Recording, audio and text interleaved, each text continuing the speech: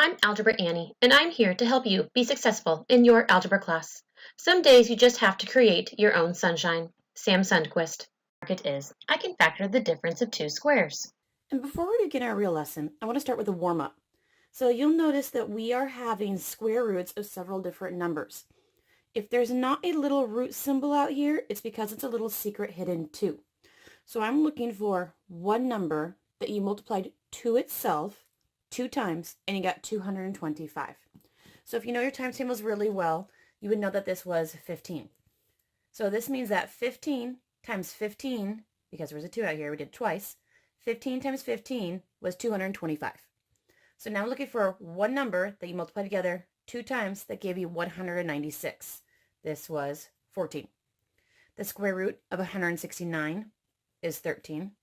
The square root of 144 is 12. The square root of 121 is 11. The square root of 100 is 10. The square root of 81 is 9. The square root of 64 is 8. The square root of 49 is 7. The square root of 36 is 6. The square root of 25 is 5. Square root of 16 is 4. Square root of 9, 3. Square root of 4, 2. And the square root of 1, 1. You should have these pretty much mastered from 1 or 2 chapters ago. So this is from a previous lesson. Now something else that I want to warm up and review with you on is how to do it when variables are involved. So if I am looking for the third root of x to the 6th power, if you remember this from our previous lesson, you were able to take, so you had the third root of x to the 6th. X to the 6th meant there were 6 of them. So 1, 2, 3, 4, 5, 6. The third root meant you were needed to group these into 3. So here's a group of 3 and here's a group of 3. So your final answer is, looking at all the x's, how many groups of 3 did you do? I had 2. Well, there's a quicker way to get from the beginning to the end without showing this kind of work. What do you do to 6 and 3 to get 2? You would realize that you would have divided. So if I was really taking the third root of x to the 6th, you would have taken the 6 and you would have divided by 3. This was the other way to write your problems when you were given a variable with a exponent that was a fraction.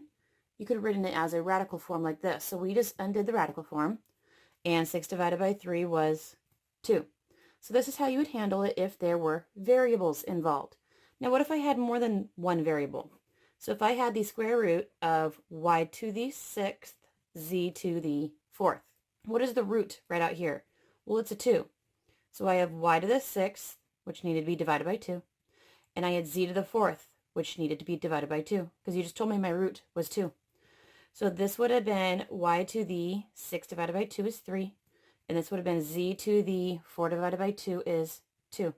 So the square root of y to the 6th, z to the 4th is y to the 3rd, z to the 2nd. So the trick I'm letting you learn is called the difference of squares. And the difference of squares, proper form, looks like this. There's only 2 parts. There's only 2 terms. And those 2 terms are connected by a subtraction problem. They have to be connected with a subtraction problem. Now, if you see a problem that's written like this, you are going to write 2 parentheses down. One's a plus, one's a minus. Now, the first term, you're going to take the square root of the first term. And when you do, you're going to get your A. You're going to take the square root of the very last term. And when you do, you're going to get your B. Now, notice you had to be able to take the square root of the first. If you cannot take the square root of the first, you cannot use this trick at all. And notice you had to take the square root of the second. If you cannot take the square root of the second, you cannot use this trick at all. And remember, this has to be a subtraction sign in the middle. If it's not a subtraction sign in the middle, you cannot use this term at all. So there's 3 things that you have to be able to do. The first thing is you always have to ask yourself, is this a subtraction problem? If it's not a subtraction problem, you cannot use this trick. The next thing you need to ask yourself is, can you take the square root of this? So can you take the square root of the first part? If you can't, you cannot use this trick. The last thing you need to ask yourself is, can you take the square root of the last part? If you can't, you cannot use this trick. So there are 3 things you need to double check to see if you can actually use this rule. So let's practice this a few times. So our first example. Is it a subtraction problem? It is a subtraction problem. So first, is it subtraction? It is. I see a subtraction sign right there. So yes. Then we're going to ask, can you actually take the square root of the first part? The square root of x squared. Well, when I'm doing it with variables, I'm looking at my x. I'm going to take this 2 and I have to divide by the root. Well, the root's not written there, but I remember from our last chapter and from our warm-up, if the root's not written, it's because it's a 2. So this is x2 divided by 2, which is 1. So x to the first. I can take the square root of that. And then the last step was, can I actually take the square root of the last part? The square root of 81 I know to be 9. If I can solve all three, I can actually use the trick. So my answer is going to be 2 parentheses. One of them's plus, one of them's minus. The square root of the first part goes in the first. That was an x's. The square root of the second part goes in the second part. And those were my 9's. And that's my final answer. And I'm done. Now our next example problem. We have 9p to the fourth minus 16p to the second. So first question you need to ask yourself, is this a subtraction problem? I see a subtraction sign in the middle, so yes, it is a subtraction problem. Then I need to be able to take the square root of the first part. So the square root of 9 is 3. Doing my variable, I have the p, the exponent was 4, and I'm supposed to divide by the root. The root was a 2. So I had 3p to the 4 divided by 2 is 2. I took the square root of the first, so now I need to move on to the third one, which was, can I take the square root of this 16q squared? Square root of 16 is 4. Now q, I have q, I'm going to have 2. I need to divide by this 2. 2 divided by 2 is 1. Yes, it was a subtraction. I was able to square root both the first and the last, so I can use this trick. So I have 2 parentheses. One is connected by plus, the other is connected by a minus. Square root of the first part. Square root of the first part goes into both first parts. Square root of the last part goes into the last part. And that is your final answer, and you are done. Okay, our next example. I have 1 minus 4x to the second power. So first thing you need to ask yourself is this a subtraction problem? It is connected by subtraction, so we're good to go. The next thing I need to ask myself is, can I take the square root of the first part? The square root of 1 is 1. And then I need to ask myself, can I take the square root of the last part? The square root of 4 is 2. Now looking at my x's, I'm supposed to take this exponent and divide by 2. 2 divided by 2 is 1. So yes, it is a subtraction problem. Yes, I took the square root of both. So I'm going to use the trick. 1 plus, 1 minus. The square root of the first part goes in the first part. The square root of the last part goes into the last part. And that is your final answer, and you are done. So we have 9 more problems that we're going to go and do. So looking at our first example, the first thing you always need to ask yourself is this a subtraction problem? It is a subtraction, so we're good to go. So then we need to see, can we take the square root of the first part? So looking at my x's, if I have my 6, I'm supposed to divide by this root. The root was a 2. So I have my x's. 6 divided by 2 is 3. I was able to take the square root of the first part. So now I need to take the square root of the last part. So square root of 7y to the second power. So the square root of 7. I'm trying to think. I don't know a square root of 7. I can't take the square root of 7, which means that this third one actually doesn't work. And since the third step doesn't work, we cannot factor this. So this can't be factored. And then this is your final answer and you're done. You can't factor it because step number 3 doesn't work. So moving on to the next example. Step number 1, is this a subtraction problem? And it is a subtraction problem right there, so we're good to go. Step number 2, can I take the square root of the first part? So here's my first. Square root of 16 is a 4. Looking at my x's, I'm supposed to take the exponent and divide by the root. The root was a 2. So I have 4x to the 2 divided by 2 is 1. So I did the first part. Now I need to do the second part. So the square root of 4y to the 5th. The square root of 4 is 2.